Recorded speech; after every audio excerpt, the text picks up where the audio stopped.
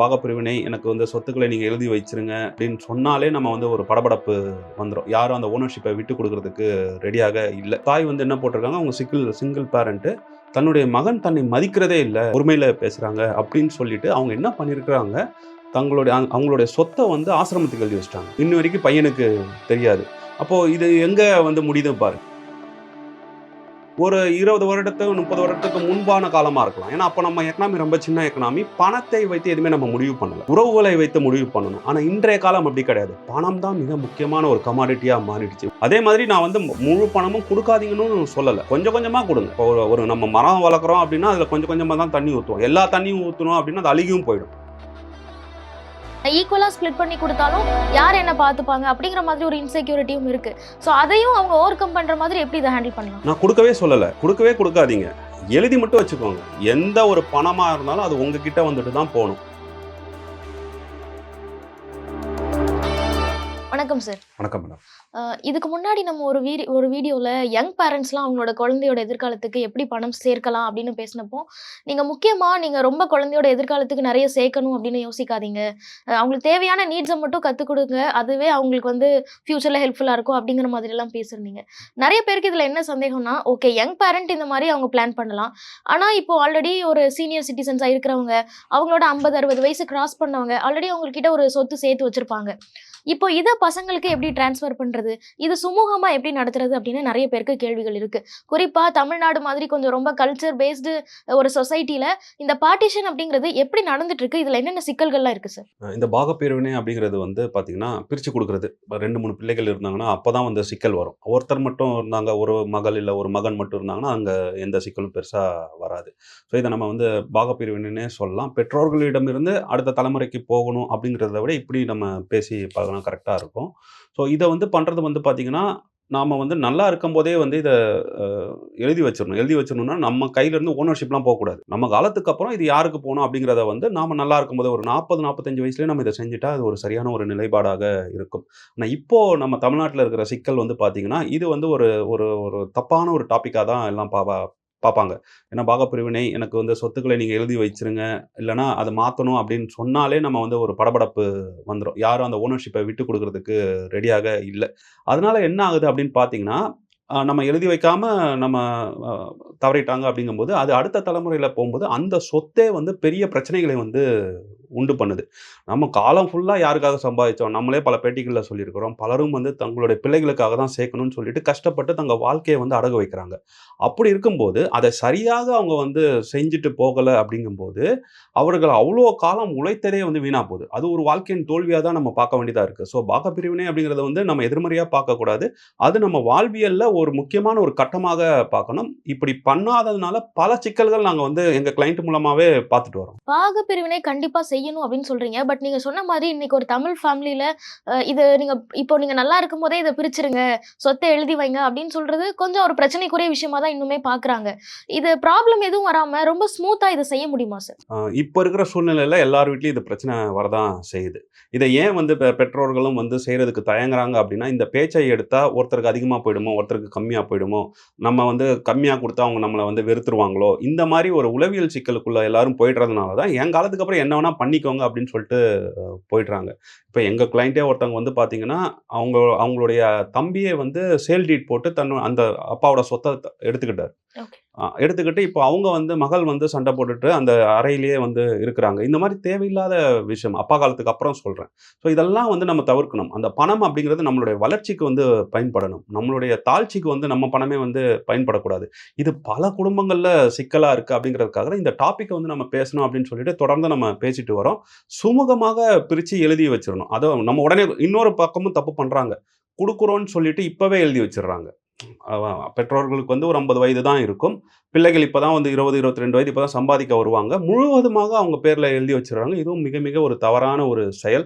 நான் இது தொடர்பாக ஒரு ஒரு வீடியோ ஒண்ணு போட்டிருந்தோம். எங்க சேனல்ல போட்டிருந்தோம்னு வச்சுக்கோங்களேன். அதுல கமெண்ட்ஸ்லாம் வருது. அதுல படிக்கிற கமெண்ட்ஸ்லாம் பார்த்தீங்கன்னா, உங்களுக்கு அவ்வளோ வேதனையை தருது. ஒரு ஒரு தாய் என்ன போட்டிருக்காங்க, அவங்க சிங்கிள் பேரண்ட் தன்னுடைய மகன் தன்னை மதிக்கிறதே இல்ல, ரொம்ப அ திட்டு பேசுறாங்க, உரிமையில பேசுறாங்க அப்படின்னு சொல்லிட்டு அவங்க என்ன பண்ணியிருக்கிறாங்க, அவங்களுடைய சொத்தை ஆசிரமத்துக்கு எழுதி வச்சுட்டாங்க. முறைப்படி கலெக்டர் ஆஃபீஸுக்கு போயிட்டு இந்த மாரி ஆசிரமத்துக்கு எழுதி வச்சுட்டாங்க. அது இன்னும் வரைக்கும் பையனுக்கு தெரியாது. அப்போ இது எங்க வந்து முடியுது பாருங்க. ஸோ இது வந்து எல்லாருக்குமே வந்து பிரச்சனையா முடியிற ஒரு விஷயமா இருக்கு அப்படிங்கிறதுனால, இந்த விஷயத்த நம்ம பேசத் தொடங்கணும். ஓகே. இதுதான் சரி, அதுதான் தப்புன்னு சொல்லிட்டு உறவுகள்ல நம்ம வந்து அதிகாரம் பண்ண முடியாது. ஆனா இத ஓப்பனாக, வெளிப்படையாக எல்லாருமே பேசி, சுமூகமாக எல்லாருமே மகிழ்ச்சியா இருக்கிற மாரி நம்ம வந்து ஒரு செயல் வடிவத்த கொண்டு வரணும். நெறைய ஃபேமிலீஸ்ல பார்த்தோம் அப்டின்னா, அந்த குடும்பத்தோட முதல் பையன் அவரோட பேர்ல சொத்துக்கள்லாம் இருக்கும். நமக்கு பின்னாடி அவர் அத ப்ராப்பரா எல்லாருக்கும் செட்டில்மென்ட் பண்ணுவாரு அப்டிங்கிற மாதிரி.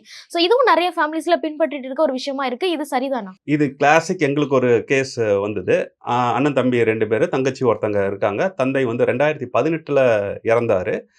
ஸோ அவரு என்ன பண்ணியிருக்காரு, அண்ணனை வந்து எல்லாத்துக்குமே நாமினியா போட்டு வச்சுட்டாரு. ஓகே. பேங்க் கோல்டு லாக்கரும் அவர் பேர்ல தான் இருக்குது. அவர் போட்டிருந்த பிக்ஸட் டெபாசிட்டும் அவர் பேர்ல தான் இருக்குது. அப்ப வீடும் வந்து 3 பேருக்கு சொந்தம். ஒரு வீடும் இருக்கு. இப்படி இருக்கிற இதுல வந்து 2வது மகன் வந்து அந்த வீட்ல தங்கிட்டு இருக்காரு. அ அண்ணனும் சரி, தங்கச்சியும் சரி அவங்க வெளியில இருக்காங்க. அவங்க சொந்த வீடுலாம் வச்சிருக்காங்க. தம்பி வந்து அதுல தங்கிட்டு இருக்காங்க. ஸோ இந்த சினாரியோல என்ன நடந்ததுன்னு பார்த்தீங்கன்னா, அண்ணன் வந்து இன்னுமே வந்து அந்த பிக்ஸட் டெபாசிட் பணத்த எதுவுமே குடுக்கல. தங்கத்த வந்து இன்னுமே பங்கு வைக்கல. ஆனா என்ன சொல்லியிருக்காங்க, இந்த 2வது மகன் இந்த வீட்ட விட்டு காலி பண்ணா தான் நம்ம எல்லாத்தையுமே செய்யலாம் அப்படின்னு சொல்லிட்டு 8 வருடம் ஆயிடுச்சு. இப்ப இவரு வீட்ட விட்டு காலி பண்ணிட்டாரு. கையில இருக்கிற பணத்தெல்லாம் போட்டு இப்ப ஒரு சின்ன ஃப்ளாட்ல போய் உட்கார்ந்துட்டு இருக்காரு. ஸோ இப்ப இவருக்கு பணமும் வரல. அந்த நாமினியா போட்ட பணமும் வரல. எதுவுமே வரல. அப்பாவோட சொத்து எதுவுமே வரல. இப்ப இவரு கஷ்டத்துல இருக்காரு. நான் குடுக்குறேன்னு காலத்த ஓட்டிட்டு இருக்காங்க. ஸோ காலங்கள் மாறிடுச்சு. நீங்க சொல்ற நம்ம அந்த மூத்த பையன்ட்ட குடுத்தா, மூத்த பையன் தந்தை ஸ்தானத்துல இருந்து மத்தவங்கள பார்த்துப்பாங்க அப்படின்னு சொல்ற காலம்லாம், ஒரு 20 வருடத்து 30 வருடத்துக்கு முன்பான காலமா இருக்கலாம். ஏன்னா, அப்ப நம்ம எக்கனாமி ரொம்ப சின்ன எக்கனாமி. பணத்தை வைத்து எதுவுமே நம்ம முடிவு பண்ணல. உறவுகளை வைத்து முடிவு பண்ணணும். ஆனா, இன்றைய காலம் அப்படி கிடையாது. பணம் தான் மிக முக்கியமான ஒரு கமாடிட்டியா மாறிடுச்சு. உறவுகள்லாம் 2ஆம் பட்சம் தான். அப்படி இருக்கும்போது, இந்த மாரி மூத்த மகன் பார்த்துப்பான்னு சொல்லிட்டு, நம்ம இன்னொருத்தர்கிட்ட பொறுப்பை வந்து ஒப்படைத்துட்டு போகக்கூடாது. மறுபடியும் இத ஏன் பண்றாங்க அப்படின்னா, என் காலத்துல என் முன்னாடி யாரும் சண்ட போடக்கூடாது. நான் போனதுக்கப்புறம் என்ன வேணா ஆகட்டும் அப்படின்னு நெனச்சு பண்றாங்க. இது வந்து அந்த அந்த நபரோட முழுமையான வாழ்க்கை தோல்வியா தான் நம்ம பார்க்கணும். இப்போ நீங்க சொன்ன இந்த கேஸ்ல நாமினியா ஆட் பண்ணியிருக்காங்க. அதனால என்ன சிக்கல் வந்தது அப்டிங்கிறத பார்க்குறோம். ப்ராப்பரா ஒரு பாகப்பிரிவினை செய்றதுக்கும், இந்த மாரி நாமினியா ஆட் பண்றதுக்கும் என்ன வித்தியாசம் சார்? நீங்க நாமினி ஆட் பண்ணீங்கன்னா, ஆட்டோமேட்டிக்கா அவங்களுக்கு போயிடும். ஓகே. ஓகே. ஸோ அவங்க தான் வந்து அதுக்கு முழு அ ஓனர் மாரி ஆயிடுவாங்க. ஸோ அவங்க ஆப்பரேட் பண்ணலாம். எல்லாமே அவங்க வந்து ஆப்பரேட் பண்ணலாம். நம்ம என்ன பண்ணணும், பாகப்பிரிவினை பண்ணி நம்ம உயில் எழுதி வச்சுரணும். அது நம்ம காலத்துக்கு அப்புறம் படிக்கப்படலாம். ஸோ அந்த உயில தான் நம்ம எழுதி வைக்க சொல்றோம். வெளிநாடுகள்லாம் பார்த்தீங்கன்னா, ஒரு 40 வயசு, 45 வயசுலயே எழுதி வச்சுருவாங்க. யார் யாருக்கு என்னன்னு எழுதி வச்சுருவாங்க. நம்ம அந்த வயசுல வந்து அப்பதான் நம்ம வந்து ஒரு ஒரு சம்பாதிக்கிற வயசு வருவோம். ஸோ ஒரு 50 வயசு, 55 வயசுலயாவது தெளிவா எழுதி வச்சுர்றது நல்லது. அதே மாதிரி நான் வந்து முழு பணமும் குடுக்காதீங்கன்னு சொல்லல. நீங்க வந்து உங்க காலத்துக்கு அப்புறம் எல்லாம் போட்டுன்னு சொன்னா, அதுக்கு அர்த்தம் வந்து அவங்க காலத்துக்கு அப்புறம் அந்த பணத்த எடுத்து நீங்க எடுத்து அனுபவிங்க அப்படின்னு சொல்லல. ஏன்னா அது பார்த்தீங்கன்னு வச்சுக்கோங்களேன், இவங்க வந்து ஒரு 80, 90 வயசு வரைக்கும் இருந்தாங்கன்னா, பிள்ளைகளுக்கே வந்து ஒரு 60 வயசு ஆயிடும். அப்ப மறுபடியும் அந்த பணம் யாருக்குமே வந்து பயனில்லாம போயிடும். கொஞ்சம் கொஞ்சமா குடுங்க. இப்போ ஒரு ஒரு நம்ம மரம் வளர்க்குறோம் அப்படின்னா, அதுல கொஞ்சம் கொஞ்சமா தான் தண்ணி ஊத்துவோம். எல்லா தண்ணியும் ஊத்துனோம் அப்படின்னா, அது அழுகியும் போயிடும். ஸோ கொஞ்சம் கொஞ்சமா அவங்களுக்கு பணத்த குடுத்து, அவங்க வாழ்க்கையும் வந்து நீங்க இனிமையா ஆக்கிக்கோங்க. அதுதான் நீங்க சம்பாதிச்சதுக்கான ஒரு ஒரு அ அ என்ன சொல்றது? ஒரு பலன் அப்படின்னு சொல்லலாம். இப்போ இந்த நாமினி ஆட் பண்றதுலயே 2, 3 பேரெல்லாம் ஒரு சில இன்வெஸ்ட்மென்ட்ஸ்க்கு ஆட் பண்ண முடியுதுல்ல சார். ஸோ அதுவும் ஓகேவான ஆப்ஷன் தானா? அதுவும் ஓகேயான ஆப்ஷன் தான். பட் நம்ம அத காம்ப்ளிகேட் பண்ணிக்க வேணாம். ஏன்னா ஓகே. அந்த சொத்துக்கு மட்டும் தான் அந்த நாமினி. அப்போ என்ன ஆகும்னா, அதிலயும் பிரிச்சு குடுத்துடுறாங்க. அதிலேயே வந்து உங்களுக்கு வந்து 30% 20% யாருக்கு என்ன போகுதுன்னு குடுத்துடுறாங்க. அதுவும் நல்ல ஒரு ஆப்ஷன் தான். அதையும் நம்ம தேர்ந்தெடுக்கலாம். நம்ம என்ன சொல்றோம், எல்லா சொத்தையுமே நீங்க பேசிடுங்க அப்படிங்கிறோம். ஓகே. இப்ப நம்ம நாமினி ஆட் பண்றது டிஜிட்டல் அசெட்ஸ்க்கு தான் நம்ம வந்து பெருசா ஆட் பண்ண முடியும். ரியல் அசெட்டுக்குலாம் நம்ம ஆட் பண்ண முடியாது. கோல்டுலாம் இருந்தா அதுக்கெல்லாம் நம்ம நாமினி ஆட் பண்ண முடியாது. அதையும் உட்கார்ந்து பேசி முடிவு பண்ணிடுங்க அப்படிங்கிறத நம்ம சொல்றோமே தவிர, நாமினி ஒரு நல்ல ஆப்ஷன் தான். ஸோ நான் சொன்ன அந்த கேஸ்ல வந்து பார்த்தீங்கன்னா, 100% நாமினி அண்ணன்னு சொல்லும்போது, அந்த ஓகே. சொத்து எல்லாமே அவருக்கு போயிடும். அவரு குடுக்காட்டா கூட தப்பே கிடையாது. அந்த மாரி ஒரு சிச்சுவேஷன் வந்துரும்.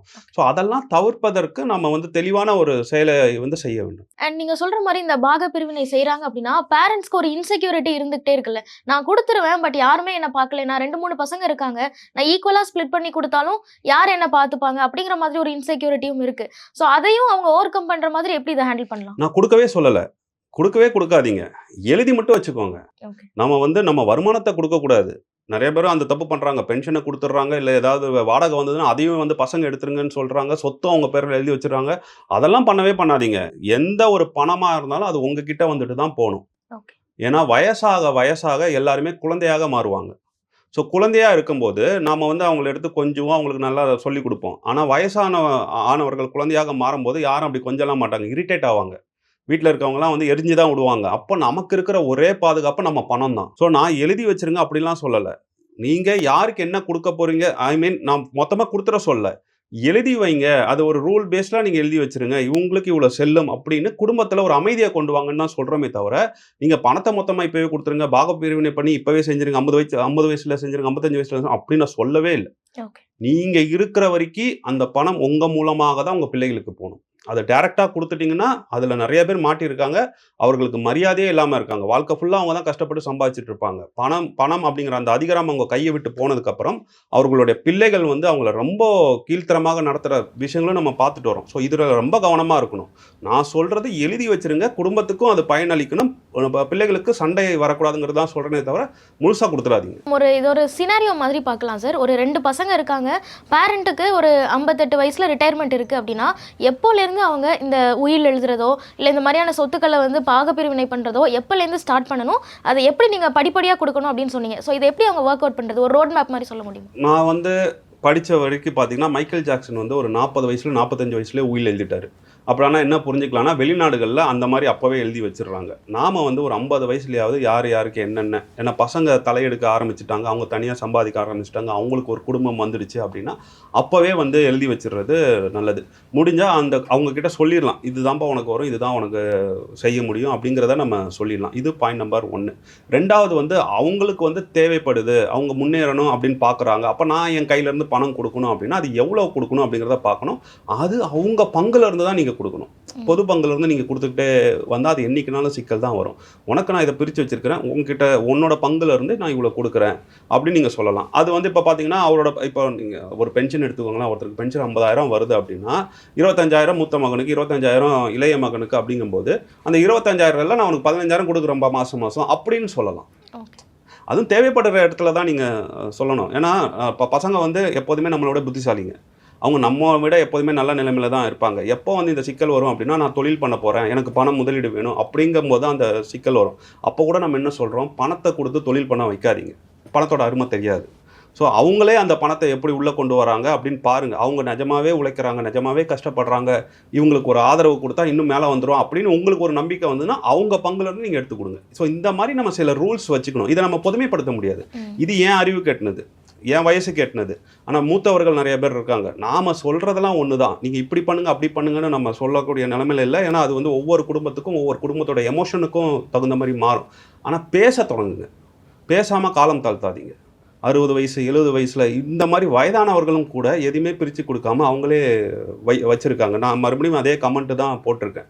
அவங்க வந்து பணத்த வச்சுக்கிட்டு எங்களுக்கு குடுக்கவே மாட்டாங்க. நாங்க வந்து கஷ்டப்படுறோம். பிள்ளைகள் சொல்றாங்க.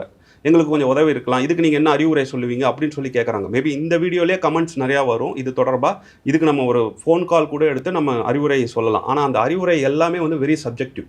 இது வந்து அப்ஜெக்டிவ் கிடையாது. இப்போ நீங்க ஈக்விட்டி பத்தி பேசுறீங்க, டெட்ட பத்தி பேசுறீங்க அப்படின்னா, நாம அதுல இருக்கிற டேட்டாஸ் பத்தி பேசலாம். இதுல நம்ம டேட்டாவ பத்தி என்ன பேச முடியும்? உறவு சிக்கல்கள் அப்படிங்கிறது ரொம்ப இருக்கு. நாம வைக்கிற கோரிக்கை இது ஒரு முக்கியமான டாபிக். இந்த டாபிக்க பேச தொடங்குங்க அப்படின்னு தான் சொல்றோம். இப்போ பாகப்பிரிவினை ஓகே நான் பண்றேன் அப்படின்னு ஒருத்தர் முடிவெடுத்துட்டாங்க. என்னென்ன லீகல் ஆஸ்பெக்ட்லாம் இருக்கு சார்? ஏன்னா நம்ம நாமினேஷன் பார்த்தோம். சிலர் உயில் எழுதுறாங்க, சிலர் பத்திரம் எழுதுறாங்க. அது ஒரு சில இடங்கள்ல இது செல்லாது அப்படின்னும் சொல்றாங்க. ஸோ இதை லீகலா எப்படி கரெக்டா பண்ணணும்? நம்ம உயில் எழுதிட்டு அதை ரிஜிஸ்டர் பண்ணிட்டீங்கனால அதுவே செல்லும். ஸோ அந்த மாதிரி நம்ம முறைப்படியே கொண்டு போயிடணும். எல்லாத்தையும் வந்து நான் சும்மா ஒரு பேப்பரில் எழுதி வச்சுக்கிறேன் அப்படிங்கிறதெல்லாம் செட் ஆகாது. நீங்கள் அதை உயில மாதிரி எழுதிட்டு அதுக்கெல்லாம் ஆட்கள் இருக்காங்க. நீங்கள் வந்து நம்ம ஸ்டாக் புரோக்கிங்கர்ஸே வந்து இப்போ வந்து பண்ணுறாங்க. வில் ரைட்டிங்னே ஒரு டாப்பிக்கே இருக்குது. அதெல்லாம் நமக்கு பெரிய அறிமுகம் இல்லை. எனக்கு தெரிஞ்ச இந்த பிளாட்ஃபார்ம்ஸே வந்து கொடுக்குறாங்கன்னு நினைக்கிறேன். அதில் போய்ட்டு நீங்கள் வந்து வில் ரைட்டிங் அப்படின்னு போட்டிங்கனாலே அவங்களே உங்களுக்கு வந்து எல்லாமே சொல்லி கொடுத்துருவாங்க. அந்த வெல்த்தை எப்படி வந்து டிவைட் பண்ணணும் அப்படிங்கிறதுக்கும் அறிவுரை சொல்கிறாங்க. ஓகே. ஸோ அதுதான் இப்போ இருக்கிறதுலே பெரிய டாபிக். சில பேர் வந்து பாதி கரெக்டாக பிரித்து கொடுக்கணும்னு நினைப்பாங்க. ஆனால் இருக்கிற அசட்ஸ் அப்படி கொடுக்க முடியாது. அப்போ ஒருத்தருக்கு கொஞ்சம் அதிகமாக வரும், ஒருத்தருக்கு கொஞ்சம் கீழே வரும். இதை எப்படி ஹேண்டில் பண்ணணும்னு தெரியாது. ஸோ இந்த மாதிரியான சிக்கல்லாம் நம்ம ரேஷ்னலாக அணுகணும் அப்படின்னா நம்ம வந்து இதை ஒரு சுமூகமான முடிவாக எடுக்கலாம். இப்போ பாகப்பிரிவினை செய்யணும் அப்படிங்கும்போது நிறைய பேரண்ட்ஸ்க்கு இருக்கிற பிரச்சனை என்னன்னா, ஒரு பையன் நல்லா செட்டில் ஆயிருப்பாரு, இன்னொரு பையன் ஸ்ட்ரகிள் பண்ணிட்டு இருப்பாரு, இன்னொருத்தர் வேலையே இல்லாமல் இருப்பாரு. ஸோ இந்த மாதிரி பசங்க வந்து கொஞ்சம் சோஷியல் ஸ்டேட்டஸில் இம்பேலன்ஸ்டாக இருக்காங்க அப்படின்னா அந்த டைமில் அந்த பேரண்ட் எப்படி முடிவெடுப்பாங்க சார்? இதுவுமே நம்ம அந்த ரூல்ஸ் ரூல்ஸ்குள்ளே கொண்டு வந்துடணும். நம்ம வந்து ஒருத்தர் கீழே இருக்காரு, இன்னொருத்தர் மேலே இருக்காரு அப்படிங்கிறதுனால எல்லாருக்குமே மனசு என்ன போகும், கீழே இருக்கிற பையனுக்கு அதிகமாக கொடுக்கலாம் அப்படிங்கிறது தான் போகும். அதை வந்து நம்ம தப்பு சொல்ல முடியாது. யதார்த்தத்தில் அதை தான் நம்ம ஒரு அறிவுரையாகவும் சொல்லலாம். ஆனால் அந்த டிஃப்ரென்ஸ் கம்மியாக இருந்தால் ஓகே. ஆனால் ரொம்ப பெரிய டிஃப்ரென்ஸாக இருந்தால் கண்டிப்பாக அது வந்து மனத்தாக்கத்துக்கு தான் வந்து உண்டு பண்ணும். ஸோ நம்ம என்ன பண்ணணும் அப்படின்னா, அவங்க ஒவ்வொரு விஷயத்துக்கும் ஒரு பாயிண்ட் மாதிரி கொடுத்துக்கலாம். இப்போ வந்து பொருளாதார ரீதியாக ஒருத்தர் கீழே இருக்கிறாரு அப்படின்னா, அவருக்கு வந்து கூடுதலாக நம்ம இவ்வளோ சதவீதம் கொடுக்கலாம் அப்படிங்கிற மாதிரி நம்ம கொடுத்துக்கலாம். இதில் இன்னொன்று இருக்குது. சில பேர் வந்து பெற்றோர்களை வைத்து பார்த்துருப்பாரு. ஸோ பார்த்துருக்கிறது பாசத்தால் தான் பார்த்துட்டு இருந்திருப்பாருன்னு வச்சுக்கோங்களேன். அதுக்கு ஒரு பாயிண்ட் மாதிரி நீங்கள் கொடுக்கலாம். ஒரு ரேஷனலாக முடிஞ்ச அளவுக்கு எல்லாத்தையும் கணக்குக்குள்ளே கொண்டு வந்துடும். கணக்குங்கிறது வந்து சரிசமம் கிடையாது. ஏன்னா மனிதர்கள் வந்து வேறானவர்கள், உறவுகள் வேறானவர்கள், ஒவ்வொருத்தரும் ஒவ்வொரு தியாகங்கள் பண்ணியிருப்பாங்க. எடுத்துக்காட்டு கிளாசிக் எக்ஸாம்பிள் நம்ம தமிழ்நாடு குடும்பங்களில் பல இடத்துல நடந்திருக்கும். ஒருத்தரை வந்து இன்ஜினியரிங் படிக்க வைப்பாங்க, இன்னொருத்தரை வந்து அந்த அளவுக்கு படிக்க வைக்க மாட்டாங்க, இல்லை படிப்பையே நிறுத்தின கேஸ்லாம் இருக்கும். ஸோ அப்போ அந்த தியாகம் பண்ணதை நம்ம எதை கொண்டு நிரப்ப போகிறோன்னு இருக்குல்ல, அப்போ இந்த மாதிரியான கணக்குகள் போட்டு நம்ம வந்து செஞ்சால் கரெக்டாக இருக்கும். நம்ம ஓவரால் பார்க்கும்போது கொஞ்சம் தாழ்ந்த நிலையில் இருக்கிறாரு ஒருத்தர் அப்படிங்கும்போது அதுக்கு நாம காரணமானு ஃபஸ்ட்டு பார்க்கணும். நம்ம 2 பேருக்கும் நல்ல படிப்பு கொடுத்தோம், ஆனால் ஒருத்தர் வந்து ஊதாரியாக இருக்காரு, பொறுப்பு இல்லாமல் இருக்காரு அப்படிங்கும்போது அந்த இடத்துல நான் பணத்தை போகக்கூடாது. அதுக்கு போய் நீங்கள் பணத்தை கொடுத்தாலும் அவர் இன்னுமே நாசமாக தான் போவார். ஸோ இந்த மாதிரியான விஷயங்கள்லாம் நீங்கள் பார்த்துட்டு சப்ஜெக்டிவ் தான், எல்லாமே சப்ஜெக்டிவ் தான். நான் இங்கே உட்காந்துட்டு நான் ஒரு ஃபினான்ஷியல் அட்வைசர் நான் சொல்கிற மாதிரி நீங்கள் செய்யுங்கன்னு சொல்ல முடியாது. ஏன்னா ஒவ்வொரு குடும்பத்தோட பழக்க வழக்கங்கள் வேறு, அவங்க உறவுகள் வேறு. ஸோ ஒவ்வொரு கேஸ் டு கேஸ் தான் பார்க்கணும். ஆனால் நான் வைக்கிற கோரிக்கை இந்த மாதிரியான விஷயங்கள் எங்ககிட்ட வரும்போது என்னென்னா, கொஞ்சம் விட்டு பழகுங்க அப்படின்னு சொல்கிறோம்.